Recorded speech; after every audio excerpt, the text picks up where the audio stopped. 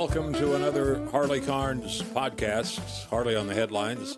Thank you for joining in for a look at some of the news of the day, the week, the times. You know, this is kind of a partnership. I'll do the cast, and you help tell others that it's out here.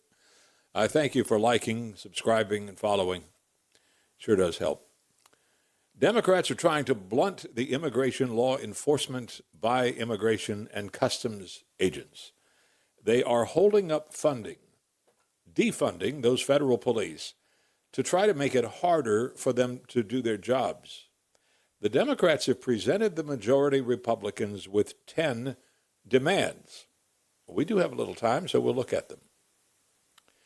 No entry on private property without a warrant from a judge. That means ICE couldn't go into a place of business and take an illegal alien wanted for rape, murder, or anything else unless first going to a judge to get a warrant. It's pretending the illegal is a citizen when, of course, they're not.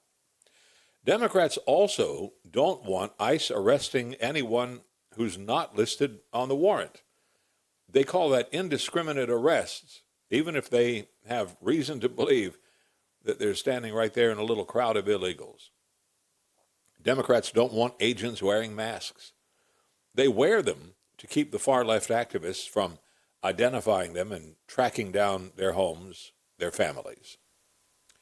They don't want ICE to racially profile. In other words, they argue that while sure the vast majority of illegal aliens are from south of the border, it just isn't fair to ask someone who's Mexican or South American to cough up some ID. Democrats don't want ICE working near medical facilities or schools or child care centers or churches or polling stations or courthouses, all those places where illegals might be. About those body cameras, Democrats want them used only to monitor the actions of the agents, not the activists and the protesters who might break laws by impeding law enforcement. Oh, no. And Democrats want to take away from the federal agents some of their tools of law enforcement, like guns maybe. I don't know. We don't have a list of that stuff. And they don't like their uniforms either. They said so. These things, people like Hakeem Jeffries want to call common sense proposals. They claim you, the people, support them. In other words, they claim that you want immigration enforcement slow-rolled and, in fact, nearly curtailed. Now, what's really happening is pretty obvious. It's a political effort to keep the Trump administration from taking a substantial bite out of the illegal immigrant community by sending them home and saying, hey, start over and do it right next time, the way the law requires.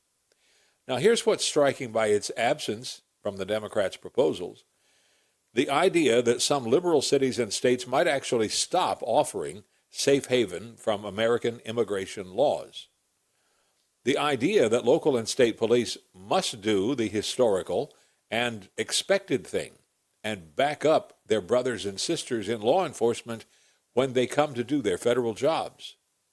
The idea that peaceful protesters must be peaceful and that interfering with police in the conduct of enforcing the laws is not only illegal, it's just wrong. They seem to forget that, as Tom Homeland has pointed out repeatedly, Congress passed the immigration laws. They didn't make them up. And they did it a long time ago. And if they don't like the law, change it. That's what legislators are in Washington to do. We didn't send them to Washington to be political activists, try to withhold the people's money from the people's business rather than do their own jobs. Not why I voted for anybody. Taiwan, that's a problem, but it's becoming a more acute situation. Chinese President Xi and President Trump had a long telephone conversation that covered a broad range of subjects. For the most part, they do get along. But Taiwan is becoming more and more a sticking point. It's something that we might soon wind up having to fight over. According to Chinese authorities, Xi directly told Trump that Taiwan belongs to China, will always belong to China, and will never be separated from China. The world knows that statement is fantasy because Taiwan has not ever been part of Communist China. Communist China was founded in 1949. Taiwan's been its own independent nation with its own government and its own economy since at least World War II. Red China may call Taiwan, once known as Formosa, a rogue province, but Taiwan has ships and bombers and fighter jets and a military that say different. And Taiwan also has a big uncle named Sam who promised years and years ago to be there to make sure that the Taiwanese can be as free as they choose to be. Taiwan could vote to join China. If they did that, the U.S. would have to go along, of course. But the chances of that are sort of similar to a snowball growing larger on the black hood of my car in 90-degree July. In December, this past December, Congress approved another arms deal for Taiwan worth more than $11 billion. Whoa, buddy. Beijing is not happy about that, and she said so. As far as Trump was concerned, though, Taiwan was just one of the many subjects that came up. He says China knows right where he stands on the subject of Taiwan, and he does not think that as long as he is the president, that the CCP will invade Taiwan. Here's hoping and praying he's right. Remember DEI, diversity, equity, and inclusion, as a national Democrat government policy? It was always legalized discrimination. The diversity idea that you'd get a job or a loan or any other benefit or be promoted over others who were more accomplished, capable, or talented because of your color, that flew directly in the face of all of America's anti-discrimination laws and policies based on equality. You see, equity was not based on equality, not based on equal opportunity. It was an attempt to base policy on equal outcomes, which is stupid. I mean, it's like trying to tell the oak tree it could not be any bigger than a mulberry bush. And inclusion, well, at the Oak Tree Convention, mulberry bushes would have to be included too, even though they're simply not the same and never going to be. Joe Biden and his administration made that insanity government-wide. And they put enormous pressure on U.S. corporations to inculcate DEI policies into their own business practices. It was like political correctness run absolutely crazy.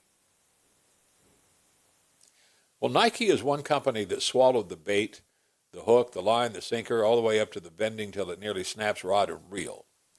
And now Nike is being sued.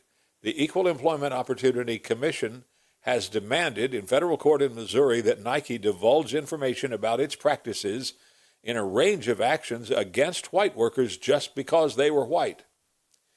The EEOC says employment discrimination laws are colorblind on purpose, and Nike's DEI policies appear to have violated long-standing American law. At Nike, the discrimination has allegedly extended to hiring and firing, promotions, layoffs, internship programs, and mentoring, leadership development selections, and other career programs. Here's what's really happening. The dismantling of DEI in America is finally underway.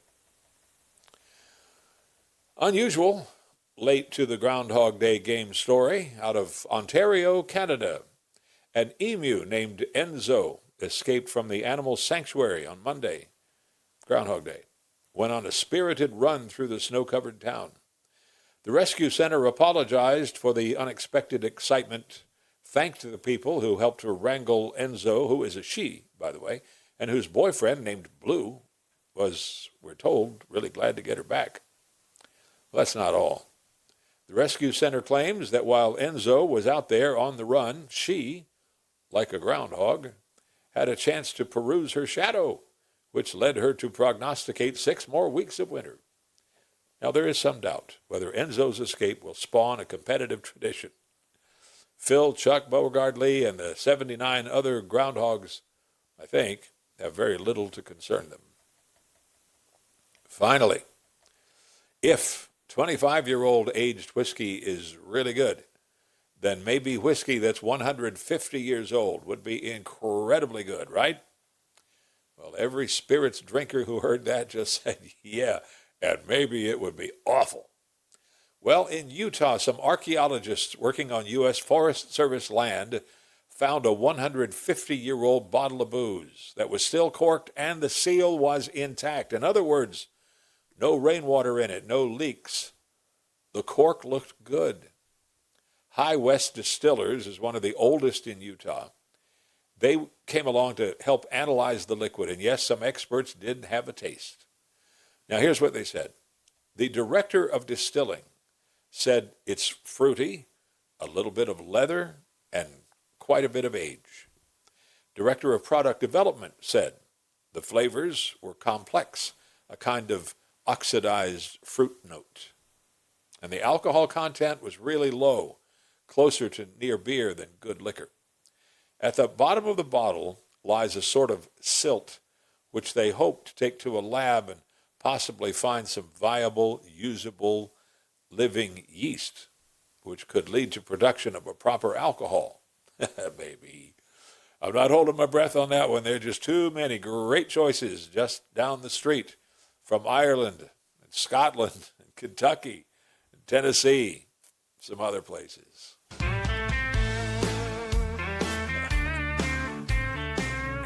Anyway, thanks for joining in for today's Harley on the Headlines. Appreciate it.